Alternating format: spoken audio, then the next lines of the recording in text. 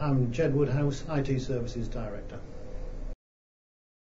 The real answer was I was aware that the project was happening and I was curious about it.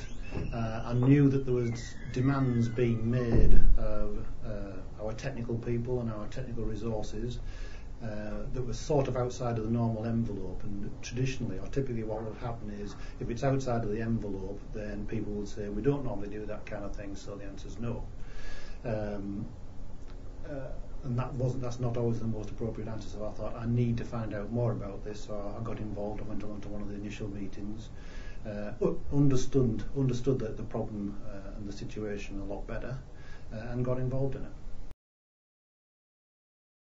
I acted as a kind of internal champion for the project for IT services. I saw my role very much as being somebody who makes things happen. Because a lot of the things that have been talked about and some of the requests and the demands were not typical things that we provide, and therefore it'd be very easy to say no, we can't do this. Whereas I saw my role as being trying to bring the people together, make them understand what the requirements were, why we're trying to do that, and how we could facilitate that in a reasonable way. Challenges, from the fundamental point of view was communication. How do we facilitate communication between groups of people at the university, at another university, externally in terms of companies and people just being at home, and how do we get them to communicate, and how do we facilitate that? And they were quite difficult. Certainly one of the routes in terms of voice communication was Skype. And one of the things we agreed to do with that was to essentially create a dedicated wireless network for Skype, which worked reasonably okay, apart from if you also wanted to use, say you wanted to use Skype using your wireless laptop, and you want to go into the network as well, you had to switch between wireless networks, so it sort of worked, but didn't. So one of the things then we did was say, right, okay, let's not have a dedicated wireless network with Skype on it, let's put Skype on our ordinary wireless network, and I think that worked a lot better. And to be honest, we are now on the brink of essentially putting Skype onto the wired network as well. Because it's quite interesting for us, at the beginning of the project we talked to other universities, do they do Skype or do they not do Skype? And interestingly, Durham had taken exactly the opposite view of us. They allowed Skype on the wired network, but not the wireless. So we thought, perhaps there's something for us to learn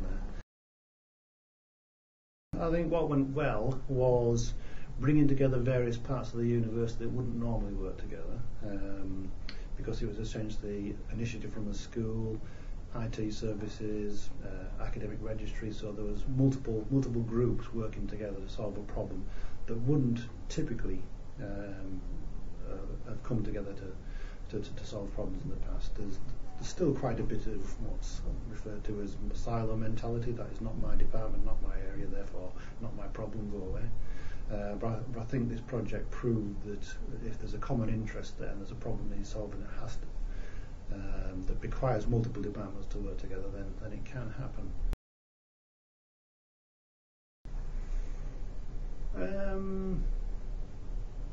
That's a difficult one because it was, certainly when it started, it was a unique thing. There wasn't any precedent for it. So it wasn't like we'll say, oh, we'll do plan B again because we just do this and do that. I think we've learned a lot of lessons from it. You know, if you're going to do this kind of thing, who do you talk to? At what level do you pitch it at?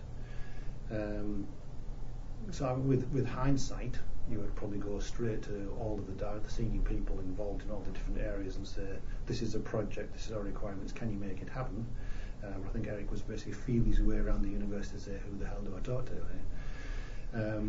But I don't think, without the hindsight, what would you do? And the same thing applies to the project and the technologies themselves. It could be arguable that we should have just gone straight for Skype, but we couldn't. We should have gone straight to WordPress, but it might not have existed in that form. So without the benefit of hindsight, I don't know how the project could have started any better than it did.